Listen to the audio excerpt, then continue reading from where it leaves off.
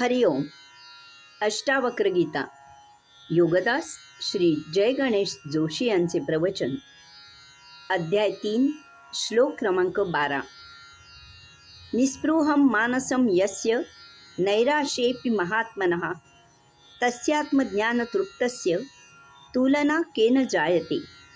भावार्थ: ज्या महात्म्याचे मन मुक्तीचीही इच्छा बाळगत नाही, अशा आत्मज्ञानाने तृप्त असलेल्याची तुलना कशाशी होणार. आपण जन्माला येतो तेव्हा आपल्याला अनेक अवयव प्राप्त झालेले असतात. आपण आयुष्य जगायला सुरुवात केली की एक नवीन परंतु पूर्ण अनावश्यक अवयव निर्माण होतो. तो आपल्याला मृत्यूपर्यंत इतका चिकटतो की त्यामुळे आपण आयुष्यभर त्याला अवयवाप्रमाणेच मानतो. अनेक वेळा तो नको होतो.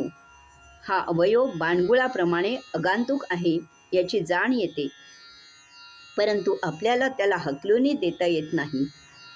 आपण त्याला निष्प्रभ करण्याऐवजी तोच आपल्याला हतबल करतो आणि आपल्या अवयवांना फितूर करून त्यांच्यावर आणि आपल्यावरही स्वार होऊन सत्ता गाजवितो. हा अवयव आपल्याला आयुष्यभर साथ देतो.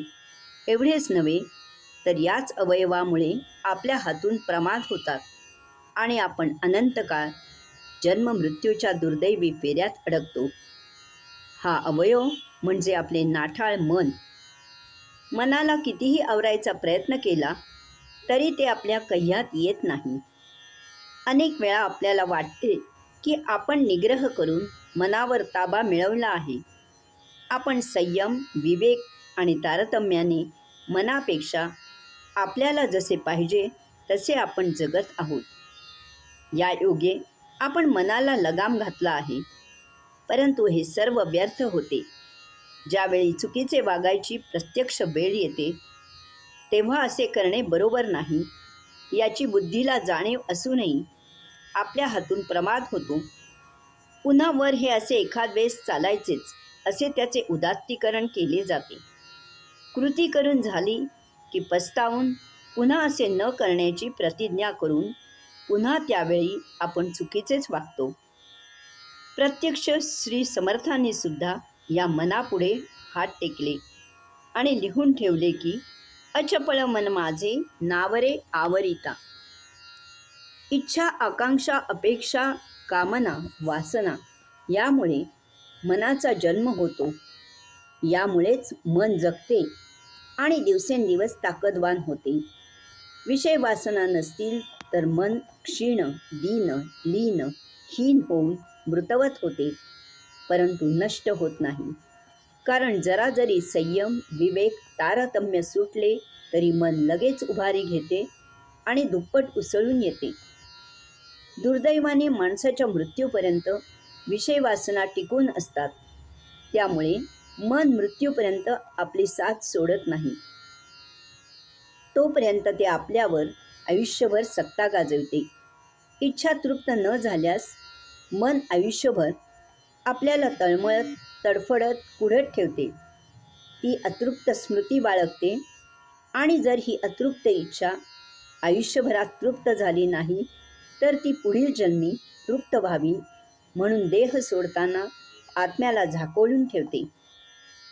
मनाबद्दल इतके सर्व सांगायचा हेतू असा की हे नाठाळ मन मुद्दाम प्रयत्न करून ताब्यात आणावे लागते. एरवी आपण आत्मप्रेरणेने जीवन जगू शकत नाही. आपण सतत मनाच्या मनमानीने जीवन जगतो. मन इतके चतुर आहे की ते आपल्या देहादियेंद्रियांना सौख्य होईल असे विषयोपभोग निर्माण करून त्यांना त्याच्या उपभोगात सामील करून घेते.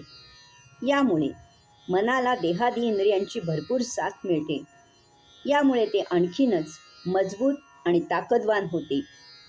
जोपर्यंत इच्छा, आकांक्षा, अपेक्षा, कामना, वासना बंद होत नाहीत तोपर्यंत संचित भोग संपत नाहीत आणि तोपर्यंत आपण मुक्त होत नाही. मन जरी मृत आणि पूर्ण नष्ट होत नसले तरी आपल्याला अध्यात्म, योग साधना, सत्संग करून ते निष्प्रभ करून आपल्या ताब्यात ठेवता येते. त्या योगे आपल्या इच्छा, आकांक्षा, अपेक्षा, कामना, वासना पूर्णपणे आपल्या ताब्यात राहतात आणि आपण देह जीवित राहण्याइतपतच विषय सेवन करतो. त्या योगे मन आपल्या इतके ताब्यात येते की आपल्याला मुक्तीचीही इच्छा राहत नाही. यामुळे अष्टावक्र मुनी म्हणतात की ज्याने मुक्तीची इच्छाही शमवली तो अतुलनीय महात्मा आहे. हरिओम.